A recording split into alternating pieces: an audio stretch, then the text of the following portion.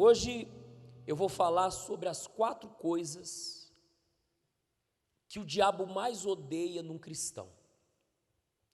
E essas 4 qualidades é o que leva o cristão ao céu.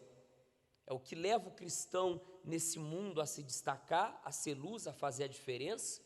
E é o que conduz o cristão ao céu. Aqui no livro de Jó, capítulo 1, versículo 8, diz assim: E disse o Senhor a Satanás: Observaste tu a meu servo Jó? Porque ninguém há na terra semelhante a ele, homem íntegro e reto, temente a Deus e que se desvia do mal. Você vê que o diabo exaltou essas qualidades em Jó diante de todos os anjos e diante do próprio diabo, diante do próprio demônio. E por que Deus, ele exaltou essas qualidades de Jó? Porque em toda a terra, só Jó era um homem temente a Deus, um homem justo, um homem reto e um homem que se desviava do mal. A primeira coisa que Deus falou, a primeira qualidade que leva o diabo a ter ódio do cristão, ódio da pessoa que a tem, é a integridade, a pessoa que é íntegra. O significado da palavra íntegra é aquela pessoa que é irrepreensível na sua conduta, é aquela pessoa que ela é reta na sua conduta, ela é justa na sua conduta. Na Bíblia fala que Noé era um homem justo, era um homem íntegro. Na Bíblia diz que Noé andava com quem? Com Deus, porque ele era íntegro. No passado, existia um ditado que a nossa mãe, a sua mãe, não sei se a sua falava isso, que a minha mãe sempre me dizia assim: diga quem tu andas, que eu direi quem tu és. Quem já ouviu isso? Todo mundo aqui já ouviu. Você poderia não ser um usuário de droga, mas se você andasse com drogado, todo mundo iria chamar você como? De usuário de droga, de drogado.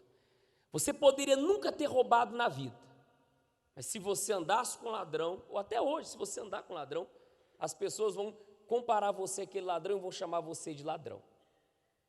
Noé foi chamado de justo, Noé foi chamado de íntegro, porque Noé andava com quem? Com Deus.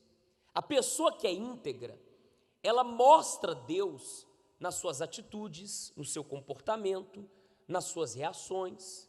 Ela mostra a Deus na sua maneira de vestir. Ela mostra Deus dentro de casa, na família, na escola, na faculdade, na rua. Por quê? Ela é íntegra. A conduta dela diante de Deus é uma conduta ímpar. Ela tem defeito? Tem. Ela tem pecado? Tem. Mas porque ela é uma pessoa íntegra, Deus anda com ela. Deus se agrada dela. Ela é luz. Deus não iria andar com uma pessoa que não agradasse a Ele. Se eu quero andar com Deus, se eu quero ser uma pessoa íntegra, eu tenho que fazer em tudo a vontade de Deus. Não só dentro da igreja, não só por um momento da minha vida, mas em todos os momentos. Essa foi a primeira qualidade que Deus destacou em Jó.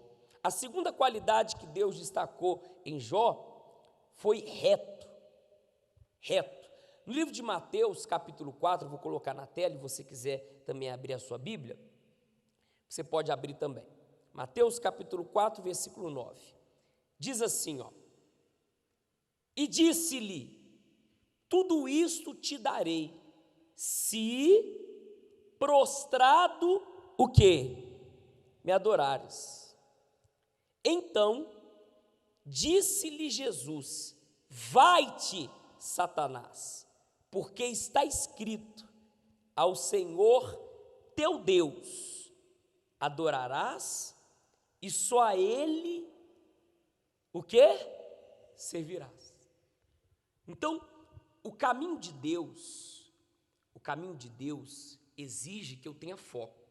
A gente vê em um episódio da Bíblia que quando Pedro veio andando sobre as águas, olhando para Jesus, indo encontrar-se com Jesus, Enquanto Pedro manteve o foco dele no Senhor Jesus, Pedro permaneceu caminhando por sobre as águas.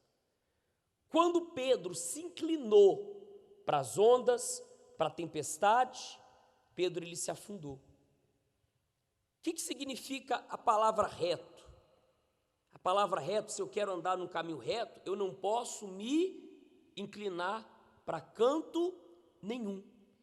Por que Jó era um homem considerado por Deus reto?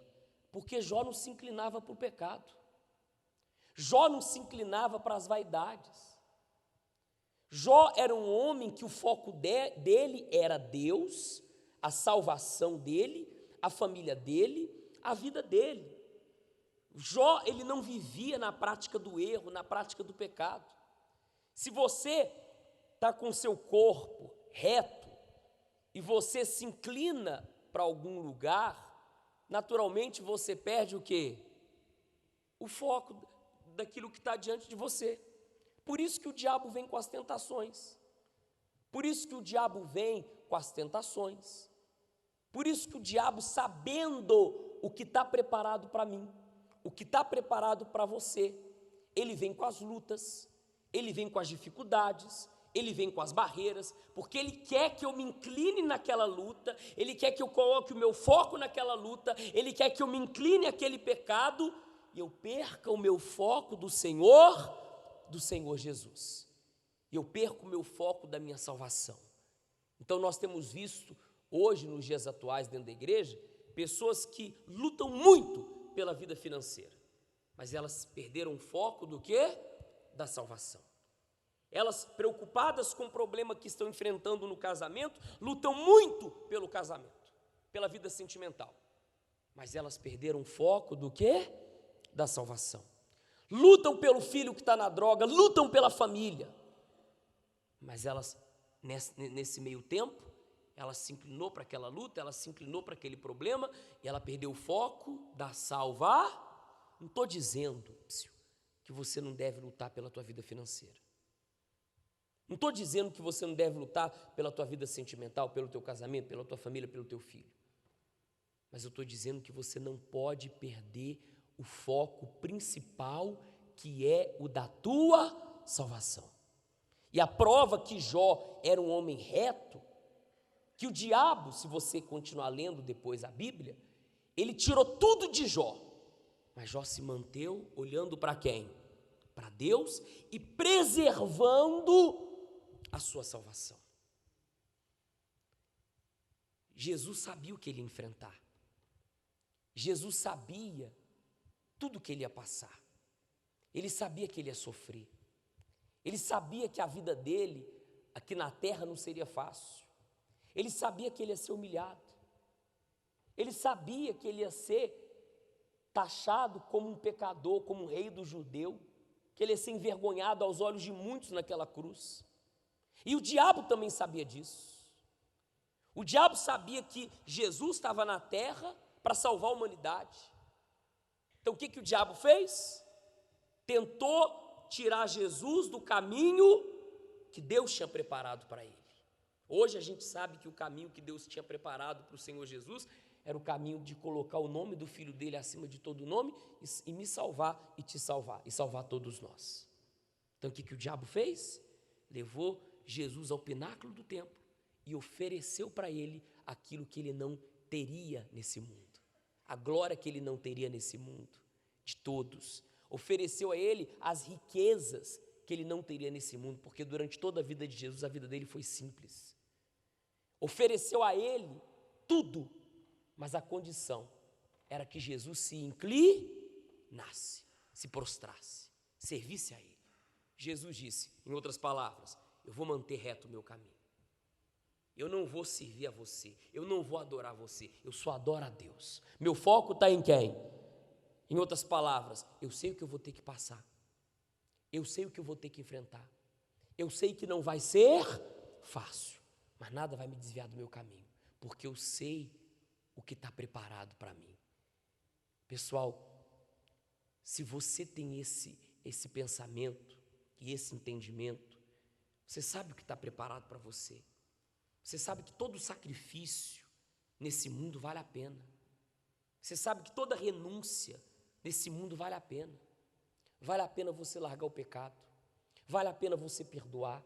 Vale a pena, às vezes, a gente se humilhar para outra pessoa, para pedir perdão, sendo que a pessoa tem que pedir perdão para a gente se humilha e pede perdão para ela. Vale a pena a gente dar o braço a torcer. Valia tanto a pena que Jesus levou o tapa numa face e deu o quê? A outra. Vale a pena você dar outra face. Tem horas que vale a pena você abaixar o quê? A cabeça e dizer para a pessoa assim, você está certo. E se afastar daquela pessoa, porque ela está te atrapalhando, ela está desviando você do caminho de quem? De Deus. Vale a pena qualquer coisa pela nossa salvação. O que você não pode é deixar o diabo com propostas, com situações, afastar você de Deus.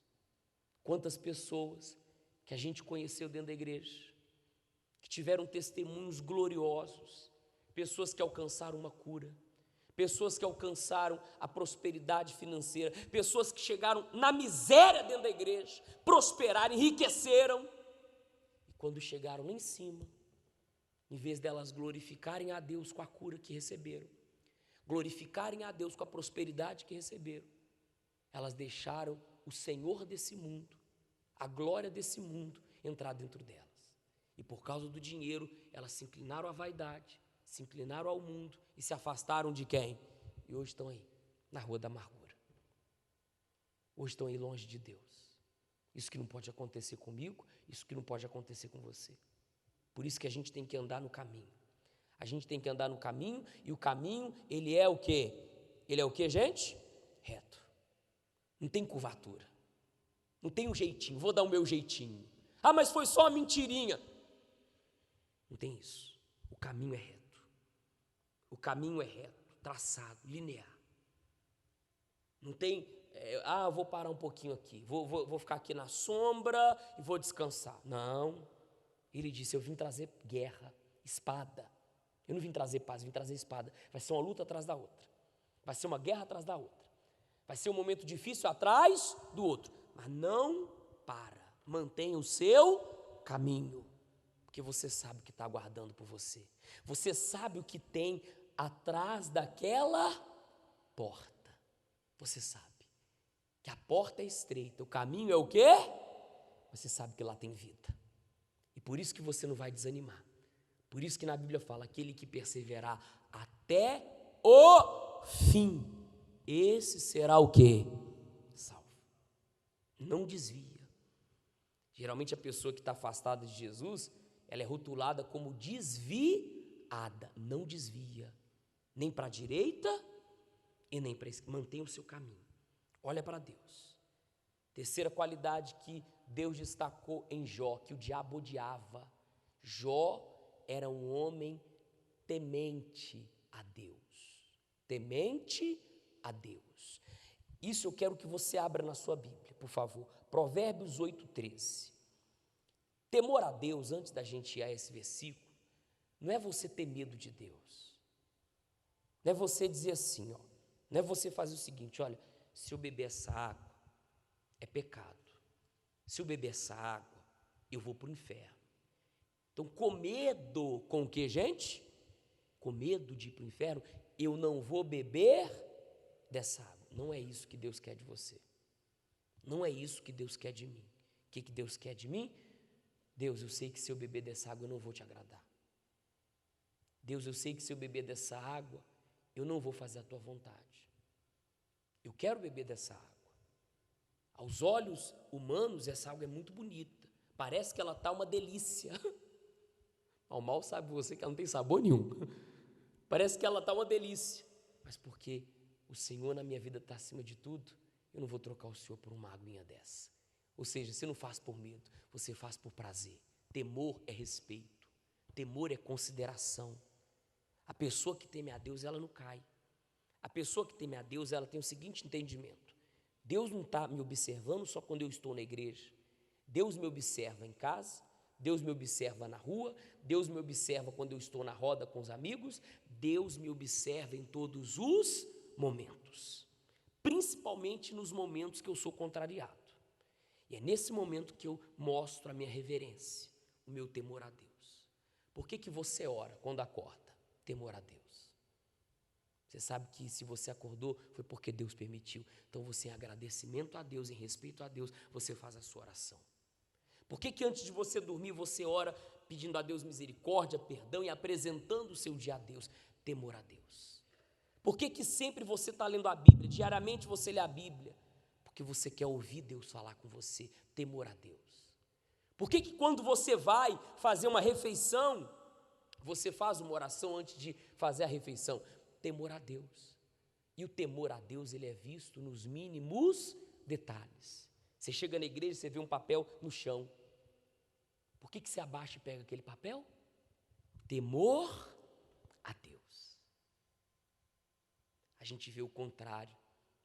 As pessoas que trabalham na conservação da igreja, um templo maravilhoso desse, bonito desse, elas vivem encontrando chiclete aí atrás dessas cadeiras. Cada cadeira dessa foi mais de R$1.000. Mas sabe quem é? São essas pessoas? Pessoas que não têm temor a Deus. E além de não ter temor a Deus, com certeza elas não deram um centavo de oferta aqui, não saiu do bolso delas. Mas a pessoa que tem temor a Deus, ela trata tudo, no tratamento com o marido, ela mostra o temor que ela tem a Deus. Com a esposa, com o filho, com os familiares, com os amigos, o temor a Deus é visto em tudo. E em Provérbios 8,13, diz assim, Provérbios 8,13, o temor do Senhor é odiar o quê? O mal, a soberba e a arrogância, o mau caminho e a boca o quê? Perversa. Eu odeio, presta atenção.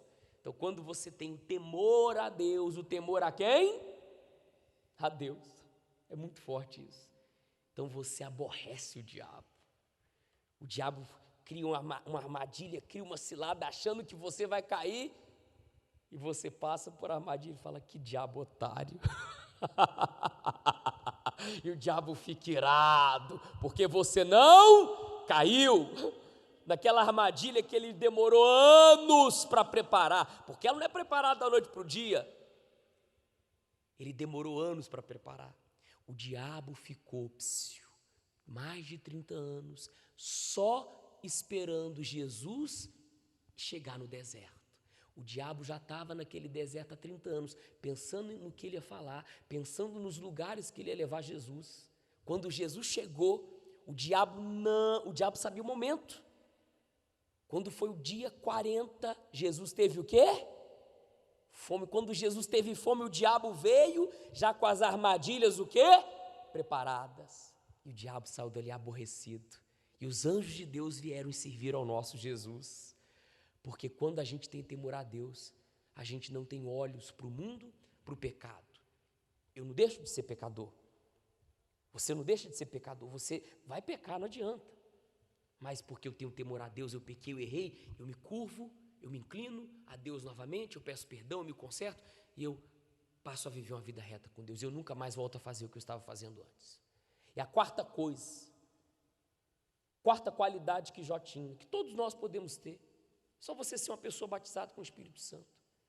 É só você alimentar sua comunhão com Deus. A quarta coisa, Jó, ele se desviava do quê? Se desviava do quê? Tem um dito popular, você já deve ter ouvido, né? Que diz assim, que todo caminho leva a quem? A Deus. Quem já ouviu isso? Esse dito, sabe de onde que ele nasceu? Eu estava lendo ontem. De onde que esse dito nasceu? Primeiro, não era todo caminho leva a Deus, era todo caminho leva a Roma. Roma, ela cresceu e se tornou num grande império. Então, o que o imperador de Roma, ele fez?